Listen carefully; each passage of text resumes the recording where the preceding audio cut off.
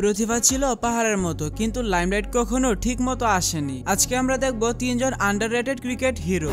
Number 3, Kumar Sangakkara, the silent legend. পরিসংখ্যান বলবে তিনি ছিলেন বিশ্বের টপ 3 ব্যাটসম্যানদের একজন, কিন্তু পৃথিবী সবসময় তাকে কম মূল্য দিয়েছে। 14 বছর ধরে ব্যাট প্লাস গ্লাভস দুই দায়িত্বে থেকেও এই মানুষটা করেছে পাহাড় সম রান, তবুও সে সেই পরিমাণ আলুটা পেল না যা তার প্রাপ্য ছিল। Number 2, Babar Azam, the underrated technician. ধারাবাহিকতা যার নামের পাশেই লেখা ছিল, আর ক্লাস যা দুনিয়ায় গুনে গুনে 2-3 জনের আছে, কিন্তু সোশ্যাল মিডিয়ার শোরগুলোর মাঝে বাবরকে আজও অনেকেই অবমূল্যায়ন করে, অথচ তার কভার ড্রাইভ ক্রিকেটের সবচেয়ে পরিপূর্ণ শটগুলোর একটি।